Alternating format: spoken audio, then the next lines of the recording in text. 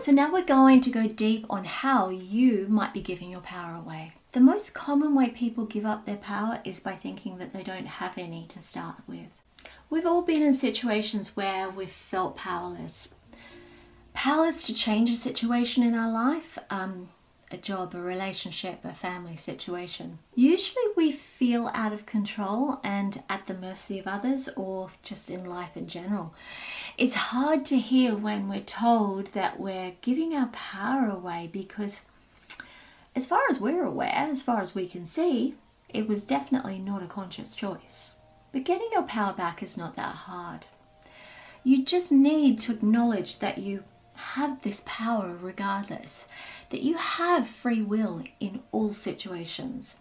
It's just that you've allowed others to pressure you to divert your will to their interests, as it were. So unless under extreme circumstances, you have this power and complete control as to how you choose to respond to people and situations. But it can be particularly hard in circumstances where you want something to happen and it doesn't.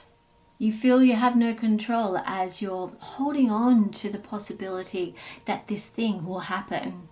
I want you to think about whether you do any of the following. Do you lack the confidence to solve problems and make good choices? Do you automatically expect the worst in life? Do you allow others to ridicule, manipulate, and demean you? Are you unsure what personal boundaries are? And do you hold on to a lot of anger? A lot of anger and resentment about past experiences. Many people live their lives where they disempower themselves by shifting the blame or responsibility to someone else, by making excuses and even actively and knowingly giving their power to someone else. This can be an easy way to dissolve responsibility from yourself, but it makes you powerless. And there are other ways. Are you a people pleaser? Do you say yes to requests from others despite your reluctance? Do you find that others take advantage of you when you were just trying to be liked? People pleasing can be a serious problem, particularly in relationships with others, including friendships, work, and particularly intimate relationships. The desire to please others and make them happy despite the expense to yourself is usually a symptom of a deeper issue. The eagerness to please stems from self-worth issues within the individual, so a lack of self-worth. They can be brought up to believe that saying yes to everything asked of them will help them to feel accepted, liked, respected, and ultimately loved by others.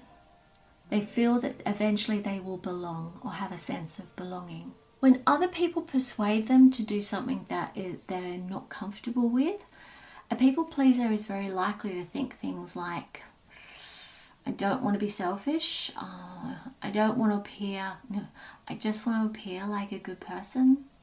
As a result, they allow others to take advantage of them. So here are some signs that you might be a people pleaser. Number 1, you feel responsible for how people feel and take the actions needed to not upset them. It's great that you can recognize that your behavior may influence others, but thinking that you have the responsibility to make someone else happy can be a bit of a serious issue. It's up to the other person to be in charge of their own happiness, not you.